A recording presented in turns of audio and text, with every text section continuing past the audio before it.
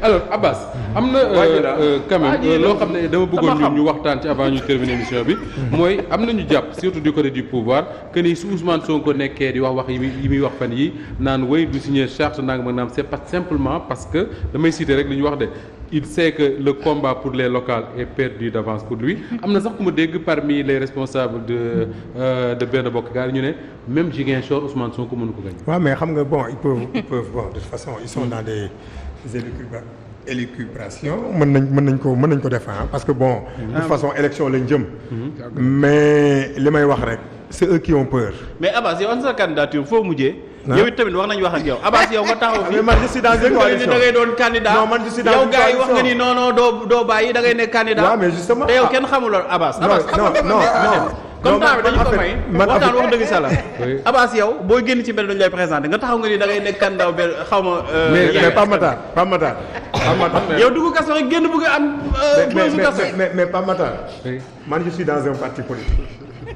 je n'ai pas mais investir sa bopp non investir uma suma parti moom c'est différent man je n'ai pas fait de la politique pour me faire connaître malheureusement c'est pas ça ma conception de la politique am na fi ñu bari ñoo xam ne tey bu ñu leen xamee c'est parce que dañ leen def dara moo tax ñoo xam ne ñi fi tudd ñëpp xamoo leen woon il a fallu qu'il soit ministre wala qu'il soit quelque chose wala dara pour ñu xam leen. peut-être man Abdoulaye Wade leen créé ci des Macky Sall. mais peut-être ci politique xamuñu ma mais boo ñëwee sama milieu professionnel mais boobaa voilà te Abbas nañu wax kenn. d'accord léegi maintenant soo gisee. ñu ne ñun duñu signer charte bi à la veille de ces élections là. c'est parce que xam nañu nit ñi dañu am intention yoo xam ne dañu bëgg a saboter élections yi. fan ngeen mës a gisee dans l'histoire de l'administration sénégalaise ay préfet ay sous-préfet yu def recours. oui pour annulation 10 recours est-ce que mës ngeen ko gis. mais ça veut dire que ni tey les préfets c'est inédit musul am ça veut dire que am na leen lu ñu bëgg moo tax ñu ne ñun. une charte qu'on veut nous faire signer à la veille des élections duñ ko def. parce que élections yi lu mu jaral Macky Sall ñun dinañ ko jaral. ah oui na jaar yoon rek. waaw yow seen loxo lañ bëgg de. on nous a toujours traité d'opposition molle d'opposition de salon ainsi de suite. c'est fini tout ça moo tax man leen sànq Macky Sall dina fi taal ay contre-feu yu bari parce que liñ ko nar a teg wax bu affaire yi tàngee ngeen dugg ci biir kër di toog ci ay banc. waaw mais non mais d'accord xam nga wala dugg ci garage. wala dugg ci ay garage. mais loolu grawul loolu dara nekku ci. Serigne mën nga tëj micro ñi féete nit ñi. maintenant Ziguinchor il parle de Ziguinchor. c'est pas la peine jarul ñuy wax. le 23 janvier soriwul. foofu la affaire bi nekk yi ñuy wax ñëpp c'est pas la peine nañu bàyyi ba résultat yi génn ñu wax. d'accord leen daal xam naa ne moom duñ ko nangu mooy liñ daan def ñu di ko def. ils n'ont qu'à arrêter d'être violents. s'ils le font. nous serons comme eux. su amee courtoisie politique. Vous n'avez pas les moyens de faire face malheureusement. non on n'a même pas les moyens d'être violents. mais cette force là bi Macky Sall dem ba Paris naan sagam bi ma nekkul woon dara sax. laa ragalul woon. tey bi ma yoree lépp. c'est incroyable un chef d'État un président de la République qui parle comme ça. ça veut dire que lui il est prêt à tout avec le pouvoir mais il faut qu'il relativise cette notion de le pouvoir appartient au peuple. absolument Ben Ali. Hosni Moubarak. Irak ki fa nekkoon Saddam Hussein. Yaya Jammeh mii. Alpha Condé mais attends mais c'est pas du mujj fenn. 10 000 personnes je le dis ici 10 000 personnes bu ñu génnoon tey ci dëkk bi rek Macky Sall bu ñeexee du fanaan palais. aucune force ne peut les retenir. donc ne relativiser loolu. te xam ne ce pays là bi ñu ko koy jox.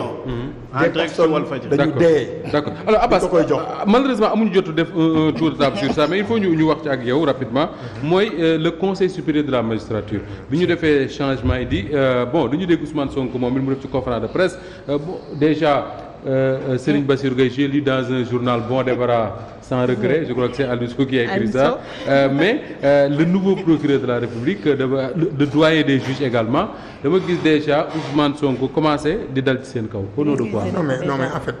dafa émettre ay réserves. d'abord dañu poser le problème du fonctionnement. oui donc du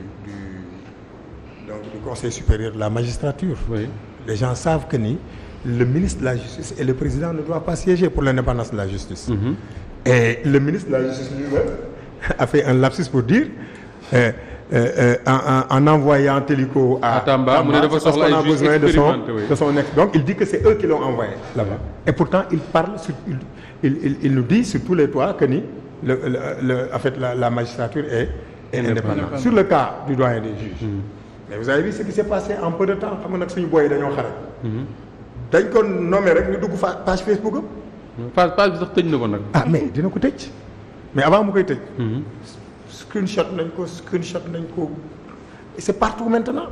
Un juge qui se permet de faire ce genre de poste à charge contre quelqu'un qu'on a dans l'affaire Adji Sarr. Oui, mais comment est-ce qu'il peut être indépendant? On prend le cas du procureur de la République, qui était au niveau de la chambre d'accusation. L'affaire des 94 milliards, moo ko classé sans suite. Bu ñëwaatee sur la table de Bassirou Gueye, il va retrouver le dossier concernant les 94 milliards, dont l'OFNAC a fait un rapport précis, daal di recommander qu'il y ait des poursuites contre certains auteurs, dont Mamour Diallo, da koy fekk ci kaw table. Quelqu'un qui a classé un dossier là-bas à la chambre d'accusation, ñëw fekk au niveau de sa table ce dossier des 94 milliards. Mais qu'est-ce qu'il va faire? C'est pourquoi nous avons dit que ces choix-là ne sont pas anodins. D'accord. Même au niveau de la magistrature, Macky Sall fait de la politique et ça c'est extrêmement grave. Alors Pape Makhtar, sans rentrer dans les détails man bu ma gisee page Facebook boobu wax ne xale yi kii woon nañ ko déjà ba koy partagé man dafa am benn réflexion de man dama naan je pensais que les magistrats quand même avaient plus de réserve par rapport à certaines choses. Comment est-ce qu'un magistrat su fekkee ne c'est bien ce que j'ai lu comment est-ce qu'un magistrat peut partager sur sa page Facebook des opinions sur un dossier boo xam ne yow yàlla xam na ne mën nay wër di ba ñëw sa loxo. non man exactement même xalaat bi laa ci am parce que dama yaakaaroon ni que magistrat dafay jël de la hauteur. mais aussi dafay am benn sens de réserve boo xamante ni sax du sax nekk ci réseaux sociaux yi. à plus forte raison di partager yenn yoo xamante ni ay articles à charge la.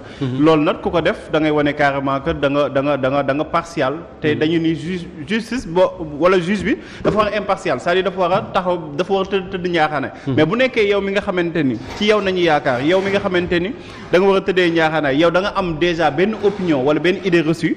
nga jàpp loolu mënoo arbitrer kenn loolu dafay poser problème man je pense que ni bu nekkoon réewu tugal yi. ci saa si bu ñu découvrir poste boobu dañ koy wàcce parce que dootul garantie benn kii et puis ñun sax am nañu suñu justice am na tey jii am nañu sañ-sañ. buñ la yóbbee ci moom nga récuser ko parce que da ngay naan kii defoon na fi benn poste. donc man gëmatuma impartialité gëmatuma que moom mën na ma teg ci yoon daal. parce que quand je partage un texte écrit par Pape Makhtar je partage ses idées. da ngay partager ses opinions sinon lan nga koy def. à quoi sert nga koy jël di ko partager. bu nekkee partager wu opinion yi wala idées yooyu donc loolu moom vraiment man dafa nekk loo xamante ne doy waar et puis lu si gën a doy waar léegi. sax même armée sax da ngay gis. ñoo xamante ay militaires nañoo koy ñeneen affaire. mais léegi réserve bu ñu doon am dootuñu ko am. dañuy exprimer seen ay opinion du ñu defati daal li nga xamante ne moo li waroon ci seen responsabilité bi ñu yor. jërë ngeen jëf. waa ji bi ngi ñuy wax ne jeex na tàkk xam naa ne jeex na bu yàgg sax day ma bëggoon a tabaxal largement dépassé. non des na wàcc. waaw bëggoon naa tabaxal de. aywa. non xam nga man Moustapha conseil supérieur de la magistrature bi passé dafa changer lu bëri ci sama vision. dafa changer sa vision. waaw. man léegi. jàppatuma ne la justice n'est plus indépendante jàppatuma loolu de. man dama jàpp ne ay magistrats ñoo bëggul seen indépendance parce que bu nekkee sanction bu ñu la mën a def mooy yóbbu la Kédougou. sanction maximum mënuñoo dindi sa salaire mënuñu laa tere nekk magistrat ba léegi. lu ñu mën a def mooy yóbbu la Kédougou. loolu rek. mais vraiment ku bëgg indépendance war nga ko am quoi. jërëjëf Mame Birame Wathie Awa Diop Ndiaye Pape Makhtar Diallo Pape Sané Ramatoulaye Sarr Abass Fall maa ngi lay gërëm bu baax a baax ci wuy si bi